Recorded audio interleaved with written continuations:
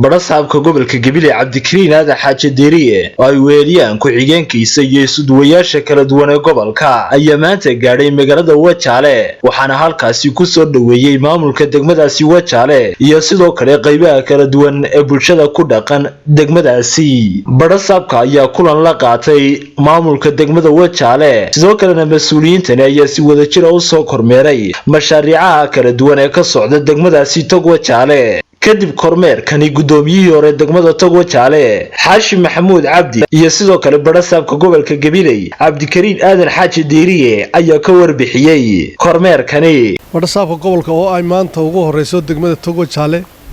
isaga oo ku jira kormeerkiisii waxbarashada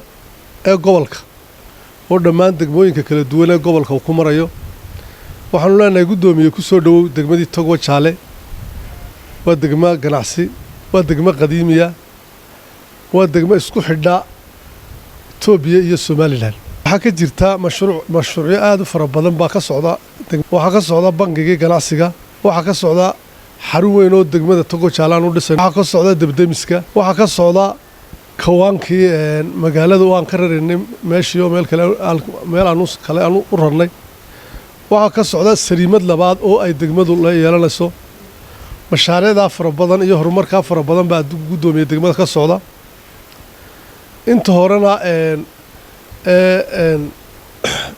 degmada horumarkeedu aad buu balaadnaa. kormeerkeenan aan ku soconay kormeerkaygaan ku soconay wuxuu daaraacan kormeer aan ugu kuurgelayay intii aan gobolka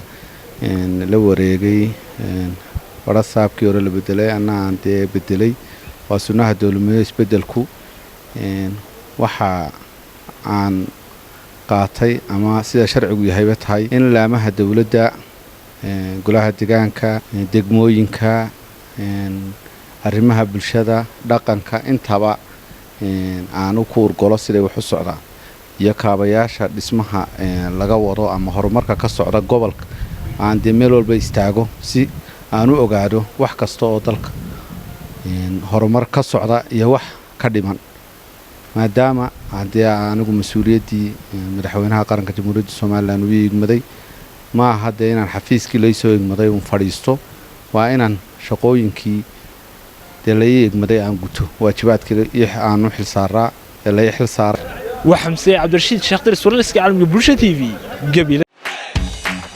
shirkadda dahabshiil waxay macaamiisheeda meel kastoo idaafaha caalamka ay ka joogaan ugu bushaaraynaysaa in iyaga oo jooga guryahooda amaba goobahooda shaqo ay heladooda iyo asxaabtooda lacagaha ugu diri karaan si fudud adiga oo isticmaalaya abka Talk Remit. sidoo kale waxaa lacagaha lagu soo diro ku heli kartaa adeegga e-dahab